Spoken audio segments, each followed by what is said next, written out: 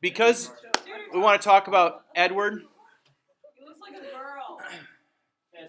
well, let's be kind in our conversation. Let's make sure that our conversation is contributing to the overall environment, making it better for us to understand who he is, and here he is. So Edward was 10 years old when his dad died. He took over the throne at the age of 10, which means that he didn't have a whole lot of experience. He did not know much about running a country, but he is forced to mature very quickly because of that. And so at the age of 10, he is going to be surrounded by advisors that are going to help Edward run the country. Or do that as well. There are 3 people here that are going to be instrumental in helping Edward run the country, and you should make sure to take note of who they are. They're not going to show up on the screen, but I can help spell them if you need to. First one is Edward Seymour. Edward Seymour. As in, yeah, there's a relationship there. This was Jane's brother, so this is Edward's uncle. Wait, so Edward had an uncle with the same name? Yep. Do they have the same middle name? I don't know. So, yes, he is related. This is his uncle. Edward Seymour, he comes in to contribute to help him run the country, make decisions. He was very religious. And by that I mean that he was interested in Martin Luther's ideas. And he was interested in changing the policies of the Anglican Church to reflect more of Martin Luther's beliefs. He was very strong in his faith. So I look at this, yes, could be coincidental, could also be the hand of God trying to put a positive role model in the life of Edward, who is going to steer him in the direction of Scripture. And that's exactly what Edward does. Now, unfortunately, Edward Seymour was not a good politician. He was really good on the advice. Edward Seymour is the leader. I will refer to Edward the Sixth when I'm talking about the boy as the king, or King Edward. Why is it 6? Because there were 5 other Edwards before him. You can look at the king chart over there on the wall if you want to see all 5 of them. So Edward Seymour, the uncle advisor here, very good with the religious pep talks and guiding him spiritually, but not good politically. He just did not have the experience. And so that's where we bring in John Dudley. John Dudley. It's spelled exactly like it sounds. Dudley. Dudley. Dudley. Dudley. Okay. Now, John Dudley, he was an opportunist. Do we know what an opportunist means? Okay, he is trying to take advantage of every opportunity to advance his own career. So he sees an opportunity here in the palace and he takes advantage of it, where he jumps at the chance to advise on political matters to the king. Now, John Dudley was a pretty good political mind. He wants power, he wants control. And so he is going to provide advice to Edward on how to run the country as long as he possibly can. And then the third guy is the archbishop. Now, the archbishop was, his specific name is Thomas Cranmer. Cranmer, spelled C-R-A-N-M-E-R. So Thomas Cranmer was in charge of an aspect of the Anglican Church. So he became the more formal advisor. It was like his pastor.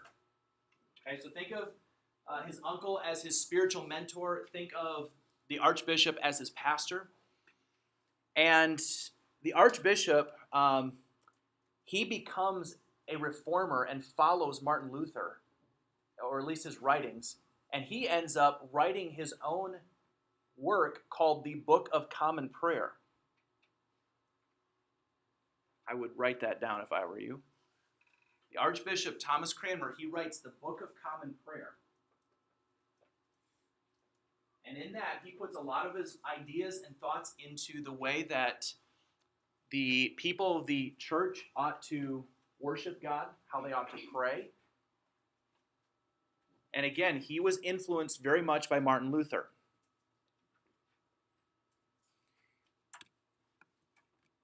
Now, as Edward the Sixth, or King Edward, is now in charge of the Anglican Church, he is going to make some bigger changes than what his father did. And so when he now has the ability to rule, and keep in mind, he's like 10, 12 years old when he makes these changes. But he is the one calling the shots. He is being advised by these other three men. And so, first of all, in doctrine, he follows Martin Luther's thoughts of justification by faith alone. So he institutes the idea of faith alone for salvation. No more sacraments for salvation. Yep. Did you say there was 4 officers? Three. 3? Yep. I thought you said 4. Okay. There were just 3. No longer is there confession to priests. King Edward says you now have the ability to pray to God directly, which that was a belief of Martin Luther. No longer do you need to participate in all of the sacraments for salvation. And perhaps the most important of all the changes was that the Bible was this sole authority. It was not the church itself. It was not the priest. It was the Bible. In your opinion, are those good changes in the church? Yes. So, this is the church that the separatists, the Puritans, we know them as pilgrims, are going to come out of when some of these changes start to reverse back toward Catholic doctrine, that some of these groups are going to say, whoa, hey, no, that's not what we want. We're leaving. Okay, again, tie all of the events together that you've heard over the course of your history classes. Now, in practice, a few things that you would have visibly seen. The priests now have more freedom. They no longer have to wear the special robes and the weird haircuts. Well, that was mostly just monks. That was not necessarily the priests. But yes, that would have not been not been required anymore. They could now marry and have families, kind of like our pastors would today. It really transforms the priesthood when King Edward makes these changes. He also gets rid of a lot of the large furniture inside, the expensive decorated pulpits and the jewelry all over the place. He just says that's not necessary for worshiping God. It's all just a show. So let's get rid of that. Let's focus on God. And so what happens as a result of this is a lot of refugees come to England because they are being persecuted by the Catholic Church in places like Spain and Germany. They come to England because of the way King Edward has set up the church in England. And it's going to become a safe place for many of them there. You guys done talking about the English monarchs? You want to talk about Mary? Let's talk about Mary. Yeah. Yeah. You want to talk about her today, or you want to save her for Monday? Today. Today? Okay. Question? So, did Edward know about Elizabeth and Mary? Yes. When he took over? Mm-hmm. He did. Yep. He knew. Why He. didn't he bring them back? Because look at their siblings. For some reason, something's making me think that he might have reached out to them. I don't know for certain. It seems as though maybe he did try to extend a welcome to them. I don't remember exactly what all was going on with them during those years. So it might be something we could look up and try to find out what their relationship was like. Unfortunately for King Edward, he dies at the age of 16 of tuberculosis. So he served for a grand total of 6 years, but made significant changes in England during those 6 years. We now have Mary, who is the oldest remaining child of King Henry. How old is she? I don't know if I have her age. I'm sure you could look that up really quickly and you could find that one without any trouble. So Mary takes the throne because she's now the oldest and she's the next in line.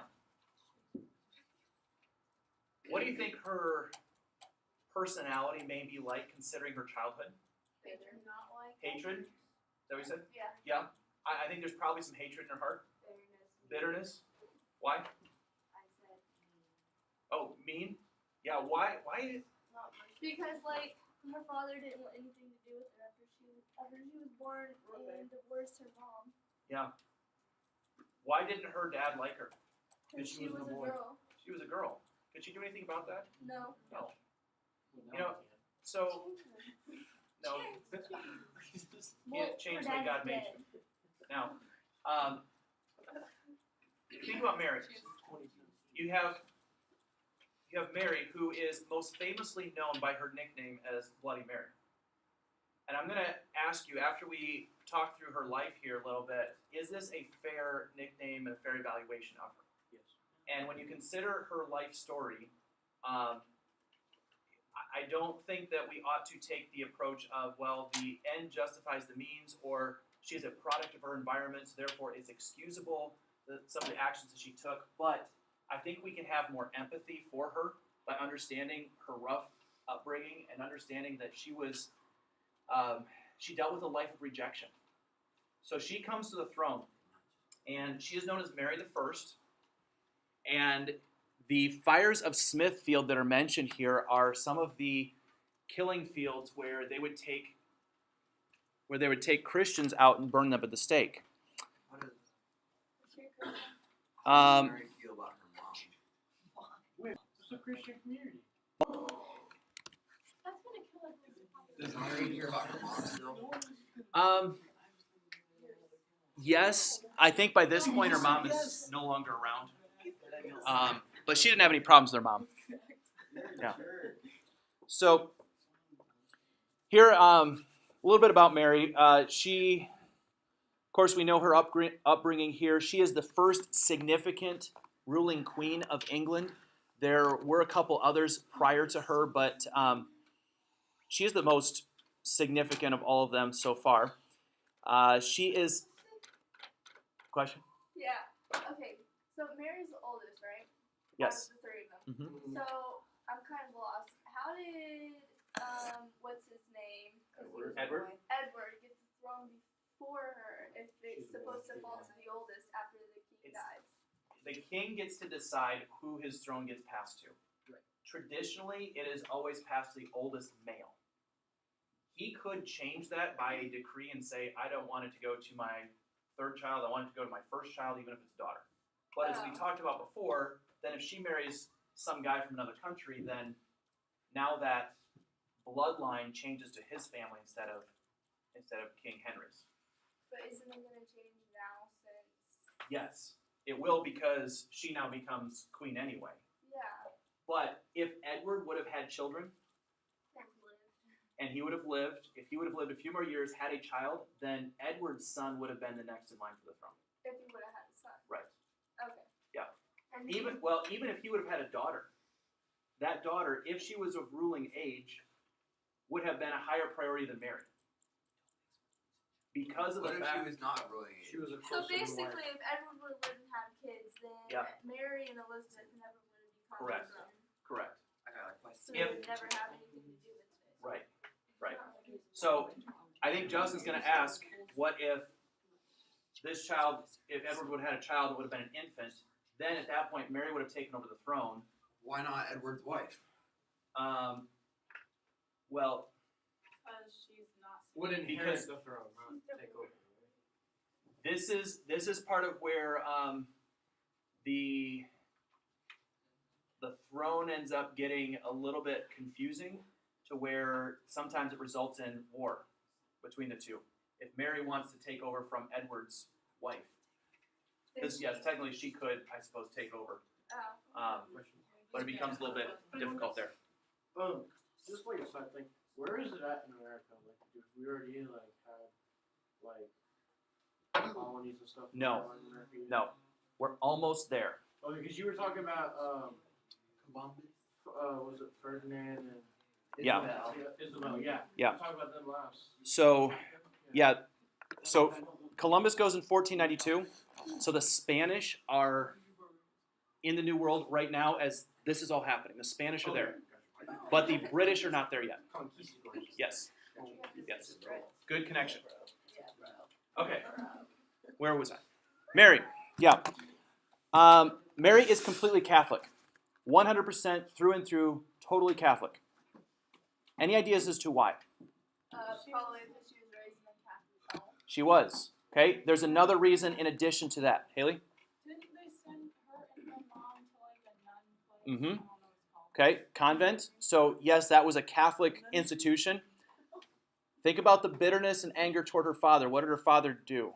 Her father was like sort of against the Catholic Church, so she probably wouldn't be Yes, exactly. All right, it's one last thing to kind of get back at her dad. Is I'm going to be Catholic, and so when she becomes queen, she begins to reverse all the things that her dad and Edward had done in changing the Church of England over to more Luther ideas. She now transitions it all back to Catholicism. Now, Mary. And I wish I could say that this was like a great love story, but she decides she's going to get married. And the title here gives it away, her unfortunate Spanish marriage. She ends up meeting with King Philip of Spain. King Philip was the king of Spain. His name is Philip II. Not sure why I didn't put him up on the screen. I probably should have, but that's a picture of him. But you should know Philip II. You should include him in your notes. He is the king of Spain, and he proposes to Mary. I have no idea what type of proposal this was, but I can tell you what kind of marriage it was. She was in it for love. She thought that Philip was just the greatest man in the world. She thought that they were going to have a wonderful family and have a great life together. Philip was in it because of the arrangement. He wanted nothing to do with Mary. He did not want a life with her. He did not want to even live with her. So they get married, and as soon as that happens, Queen Mary is totally shocked that Philip is not going to move to England with her. Nor does he want her to move to Spain with him. And what's the point? the point is, He wanted okay, the position of, hey, here's Spain. Here's where Philip is at. Here's England. Here's where Mary's at. England has a lot of control. So by marrying the queen, he now has access to all of England's resources, and he can now use England to sail up here. He can use it to sail into this part of Europe. Or the New World. So he's just using her. Yes. That's terrible. Now, is this something that's happened before? Well, yeah. Yeah. But This is how Spain was created in the first place. Ferdinand and It's Isabella? is she gonna get married 6 times? No, she's not. She kill him. No, she doesn't. Yeah, I know. You'd love for that. That seemed just perfect in the story, wouldn't it? Yeah, it kind of would. Now, Yeah, Honestly, like after all of the times she's been like, oh my. so she wants a real marriage. She wants a real family. Philip wants nothing to do with it. And the people of England are really afraid of this marriage. The people of England, Justin? Sorry. Thank I was you. talking to Gavin. Yeah. It's inappropriate. Thank you. So when the people of England hear about this marriage, they are not for it at all. First of all, because of the fact that Philip is extremely Catholic, which means that he is going to be just as oppressive toward the people as what she is. And they're also afraid that Spain is going to come in and they're going to take control over England. They're a larger country. They have a better navy than what England does. And so the people are not sure what in the world Mary's thinking. And Obviously nothing. this is a very unsuccessful marriage. She really thought it was for the right reasons. She thought it was going to be a good thing. She thought I really believe that she loved him. He didn't. Now, he may have just played her as a fool, which apparently is what happened. So England then begins a counter-reformation. I told you that the church was going to switch back to Catholicism. That is called a counter-reformation. Yes? Or do they stay married or just not? They stay married. Oh yeah, because she's Catholic, so she can't divorce. Right. She is true Catholic, so divorce is not allowed for her. But if he were to divorce her. Yeah, but he's not going to. He got what he wanted. That's terrible. Yeah. Why can't she just do like her dad? Kill him. Think about her relationship with her dad. Does she want to follow in his footsteps? Oh yeah, that It'd be kind of ironic. Yeah, it would be. That's so I mean, messed she is called Bloody Mary. Now, here's the Counter-Reformation. What does she do that people? This is it right here. Yes. So, the Catholic Church, she reassigns the Catholic Church as the official religion of England.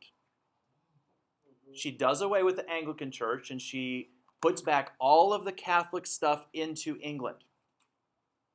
She brings back all the priests that had been removed. She brings back all the traditions of the Catholic Church. She builds a relationship with the Pope, and the Pope blesses her efforts there. She does everything to make it as Catholic can be. In fact, she even institutes the old heresy laws that made it a crime against the government to worship in any other church other than the Catholic Church. So,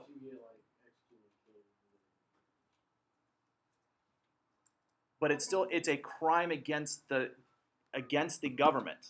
But I'm just saying, like, if they won't let you go there to worship or whatever. Would you still get in trouble? But for that? Yeah. so you get excommunicated, Right. So I go to. and then you decide to go to another church. Right.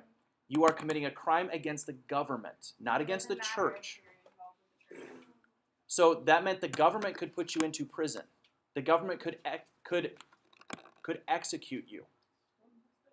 This is where Bloody Mary gets her nickname, because many people, like Chance has brought up, said, I don't care what the Catholic Church says. I'm going to continue to believe the way I believe is right.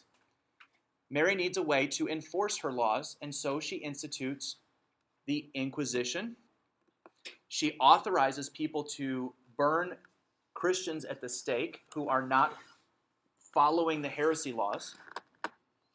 And this is where she gets her nickname. The people hate her. Probably.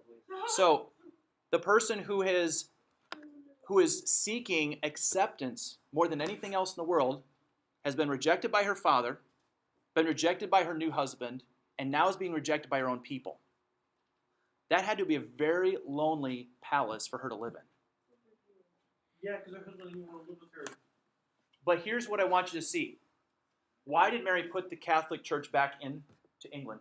Besides the things we've already mentioned, the anti-her dad and the fact that she grew up Catholic, what do you think? What do you suppose is one other additional reason why she put it back in? Weren't the people Catholic Yes. before her dad, like, Yes. enforced all this, so maybe she thought they wanted all of the... She may have thought that, but the people were pretty happy with the changes that Edward had made. What was the one commonality she had with Philip? They're Catholic. She thought this was the way to Philip's heart. If I change the people back to Catholic, then the people will like me. Philip will like me. How sad is that? Wait, where's her sister? Wait, how do we know that that's true? Are you speculating or is that I am- written in a book No, I'm speculating. I'm thinking, okay, what are all the reasons why she would have done this? And I think that's, She's desperate. she is desperate. I mean, after all of that happened to you in your life, I think you desperate to go. I'd be like, I want to myself, and it's dark ass ice cream every Like, I time. would be that desperate